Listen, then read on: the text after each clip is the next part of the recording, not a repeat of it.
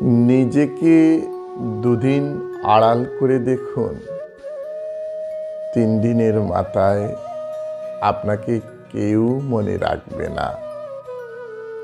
আসলে স্বার্থ ছাড়া কেউ কাছে আসে না। এই সমাজটা খুব নিষ্ঠুর।